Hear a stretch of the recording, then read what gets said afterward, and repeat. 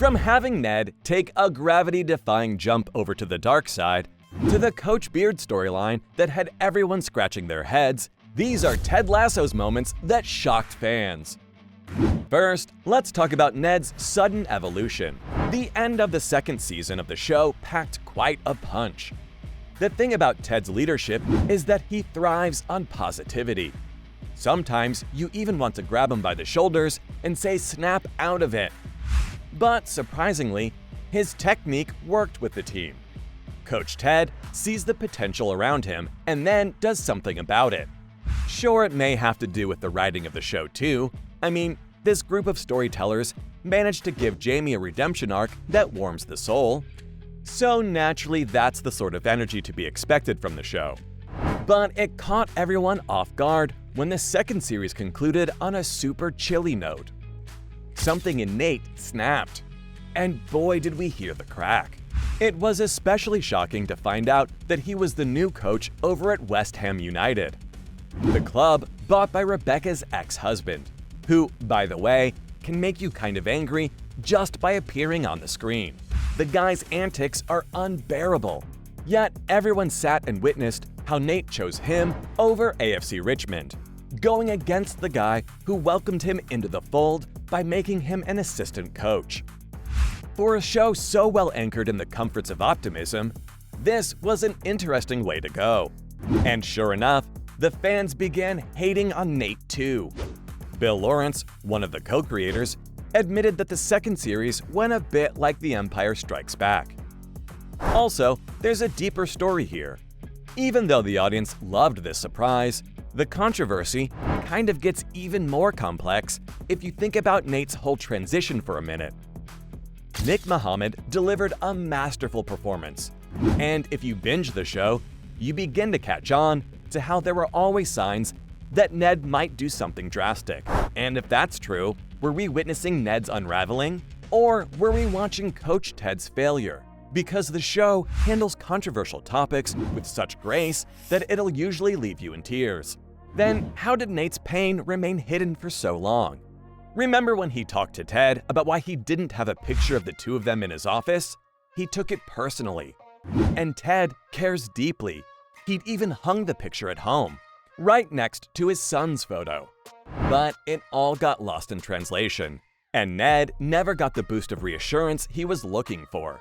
How could he have Ted beside him every day, yet be so hopeless that he wore the believe sign? Oof, that moment was devastating. Because first of all, how dare he? And second, how hurt must he be to do a thing like that?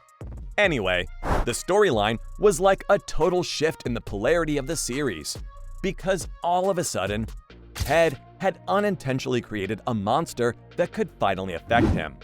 Now, this next moment made everyone stop for a minute. The Roy and Keeley breakup.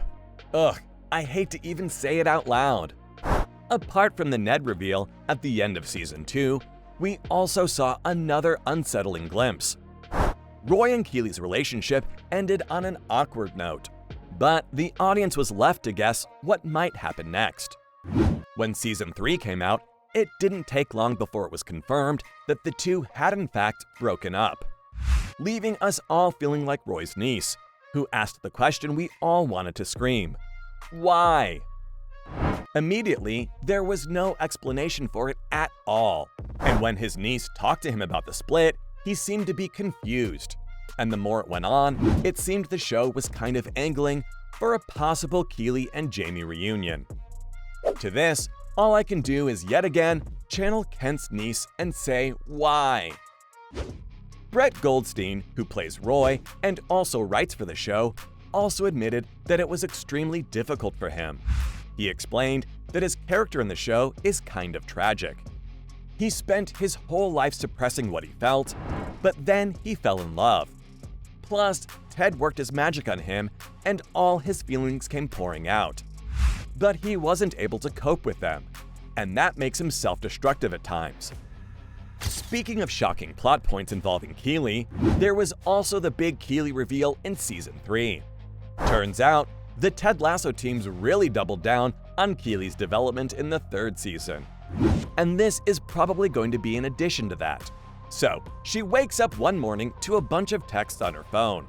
It turns out they're alerts. Apparently, someone uploads an intimate video of hers on social media. It seems to have been made for a romantic partner, and it wasn't at first clear who it was for. And she's not alone. The episode also makes clear that the same thing has happened to other female celebrities as well.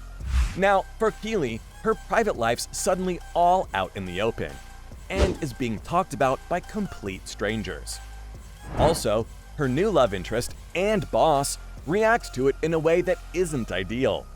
Jack sends her a statement that she should put up on her social media, and it presents the video as some sort of tragic mistake.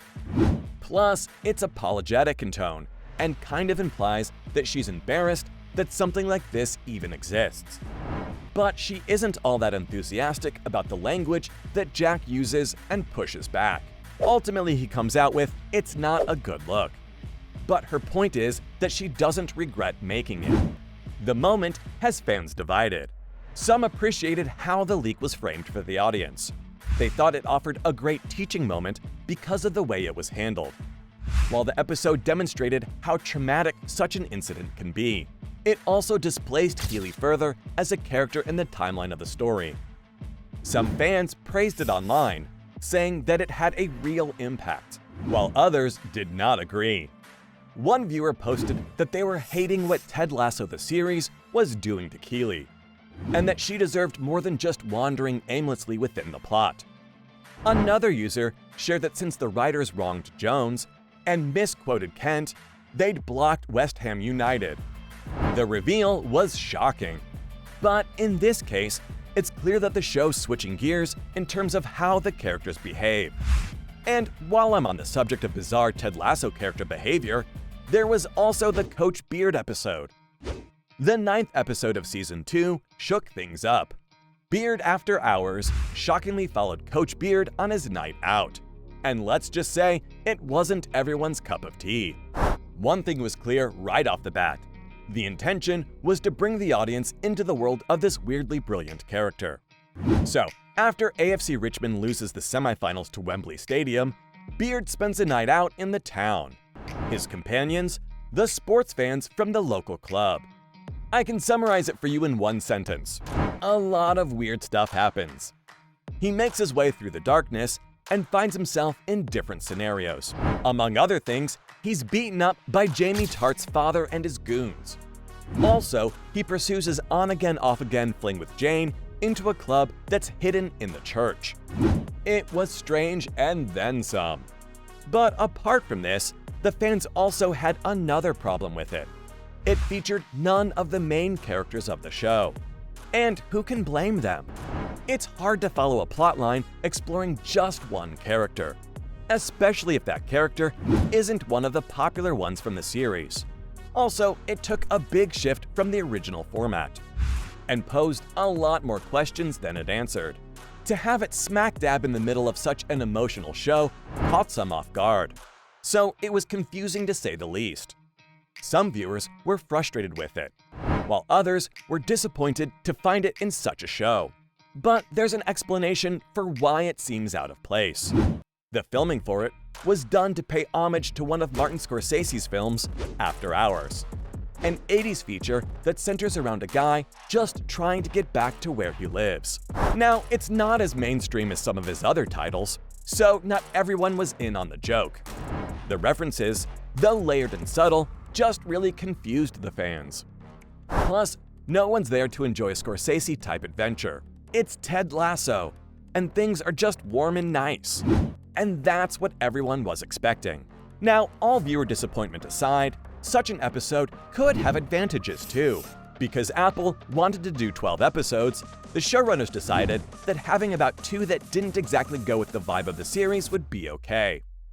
But again, not everybody agreed.